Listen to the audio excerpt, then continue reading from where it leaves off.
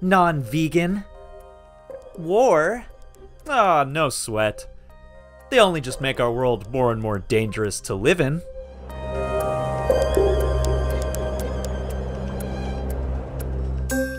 So even the moon runs away. The Earth stops spinning. The sun is broken almost into pieces, with some giant holes, one ripped in its middle, 20 times bigger than our planet. What's the problem? Oh, it just might fall to Earth. Why? The answer might come too late for you. And for all of us. Peace for Ukraine or you reign now. Russia, just go home. Our programs offer many languages. Please visit suprememastertv.com/schedule. We did a questionnaire and asked them, why are you poaching? And they said, we're poaching because we're hungry. And so that's one thing that we realized, that hunger drives people into the forest to poach. Champion of the Earth, Dr. Gladys Kalema-Zikusoka, Saving Our Precious Gorilla People, Part 2 of 2. Please continue watching to find out more.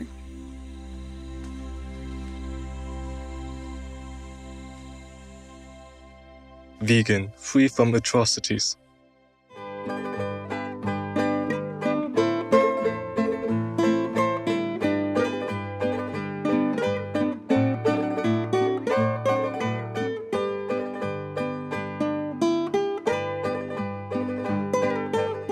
If you ever visit Tuvalu, you might hear someone graciously say Koine Vao Mai Fea, which means where are you from in Tuvaluan.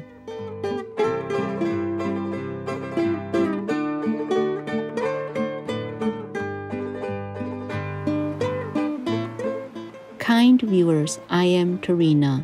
The radiant people of Tuvalu pray that your heart sings with joy each day as you honor the environment with your planet-saving vegan diet. May you be filled with inspiration and creativity through heaven's grace. Today, it is our pleasure to present our show, Champion of the Earth, Dr. Gladys Kalema-Zikusoka, Saving Our Precious Gorilla People, Part 2 of 2.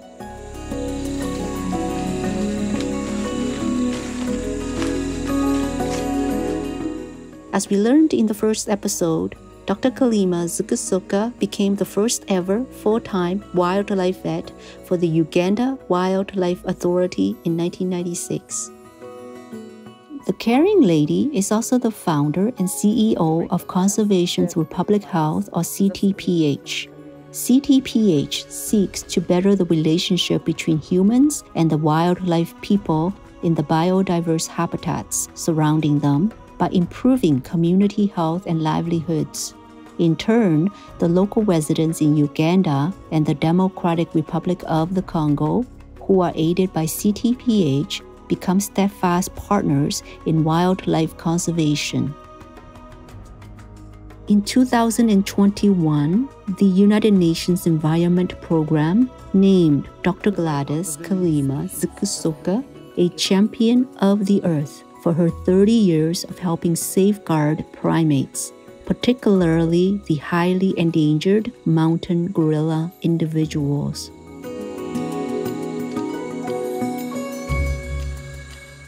There are just over 1,000 gorilla persons left in the wild, with one group in Uganda's Bwindi Impenetrable National Park and the other in the Virunga volcanoes, a region spanning 3 national parks in Uganda, Rwanda, and the Democratic Republic of the Congo.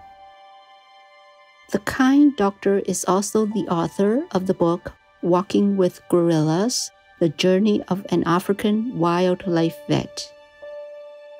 While speaking with Dr. Kalema-Zikusoka, we became aware of the negative effects that human interaction can have on the beautiful mountain gorilla person communities. Once they get used to people, they get too friendly. In fact, now we found that they're getting closer than the recommended distance. It was 7 meters before the COVID-19 pandemic, and it was increased to 10 meters because the disease is so infectious. Just as it affects us, it can affect them. We share over 98% genetic material, and we can easily make each other sick.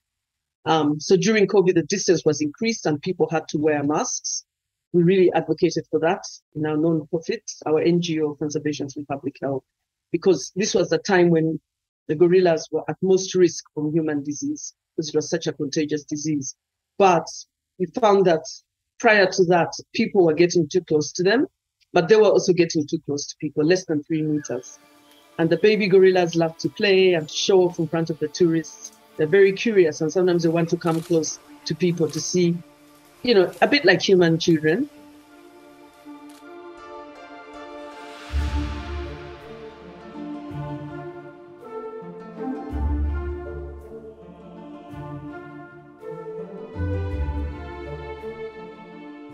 Sadly, these precious beings are also vulnerable to being exposed to disease-causing mites that we can transmit to them through our clothes.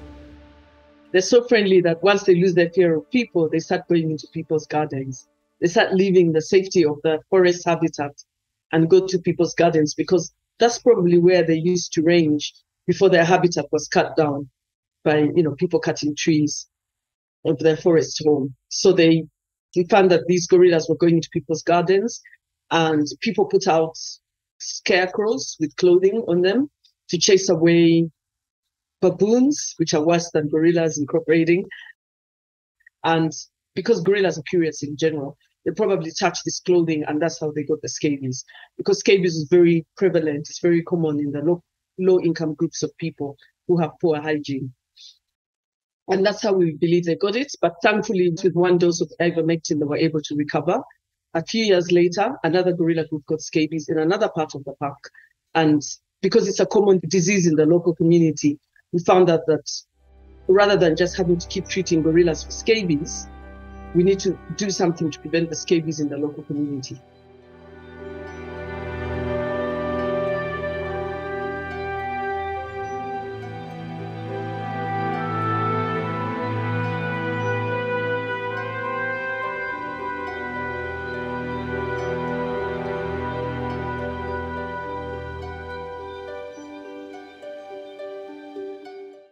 Yeah, continue with your war, 'cause you are an ungrateful beast. Instead of thanking the world for giving you everything they can, you turn around, betray, and kill them. Amiable viewers, we will take a moment to water our vegetable garden. When we return, we will learn more about the fine works of CTPH. Please stay tuned to Supreme Master Television.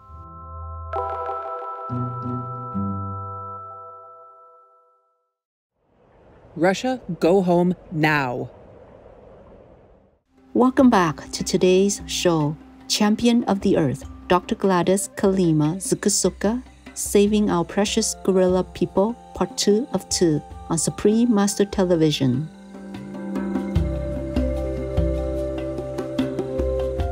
Dr. Kalema-Zikusoka now describes the multifaceted approach that CTPH takes in promoting health in villages surrounding the areas where the mountain gorilla people live.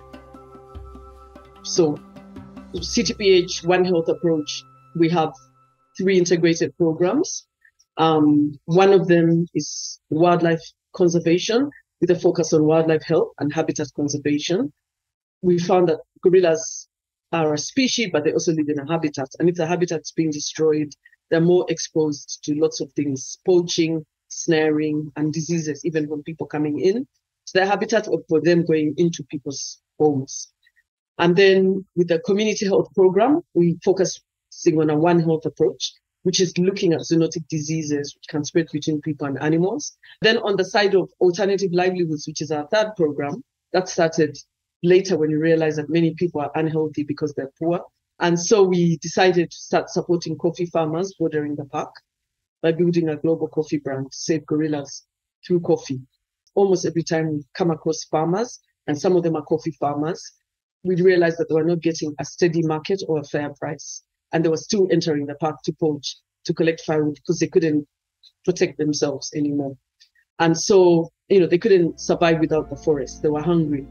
CTPH also helps people to grow crops so that they don't try to poach primate people for food.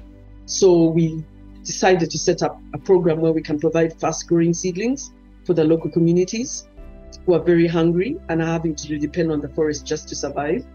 And we call it Ready to Grow. So we give them 10 different types of seedlings. They're able to plant them, they grow within 1 to 4 months, and then they're able to have food to eat. So that if they are hungry, instead of going into the forest for food, they can get it from their homes. So we distributed these seedlings to 1,000 homes in November 2020.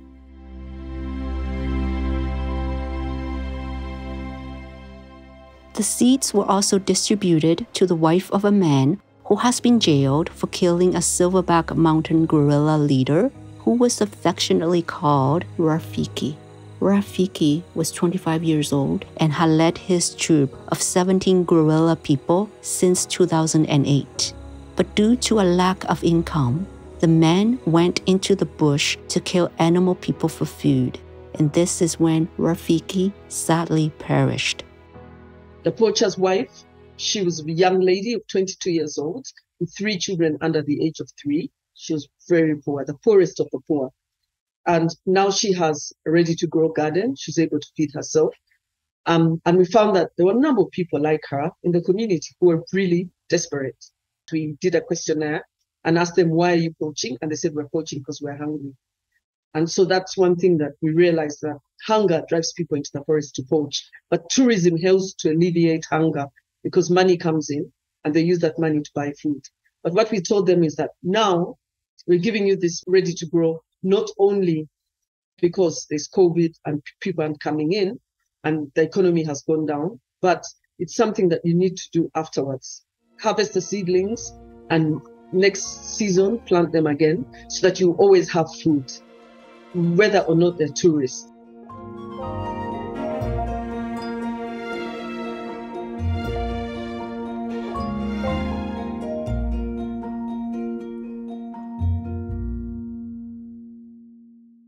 Fittingly, Dr. Kalema-Zikusoka also left us with some wise words about conservation. I would say that we really need to protect our planet in order to protect ourselves. If we destroy nature, we ultimately destroy ourselves. And I think that's the biggest advice I'd like to give. Our thanks, Dr. Kalema-Zikusoka, for your noble efforts to help better the lives of animal people in Uganda and elsewhere. May heaven always bless you abundantly. To learn more about Dr. Gladys Kalema-Zikusoka and conservation through public health, please visit ctph.org. Her book, Walking with Gorillas, The Journey of an African Wildlife Vet, is available at amazon.com. We want to avoid transmigration and the offenses resulting from killing. Buddhists should eat vegetable food. If we eat meat and fish, we shall never be able to get out of the ocean of mortality. The most venerable Tikyun V, vegetarian. Nature-loving viewers, thank you for being with us on today's show. Coming up next is Respect the Elderly and You Will Enjoy Longevity, Part 1 of 3, on Between Master and Disciples, right after noteworthy news. May we transform our world into a peaceful haven where the lives of animal people are protected and abundant vegan food is shared with all.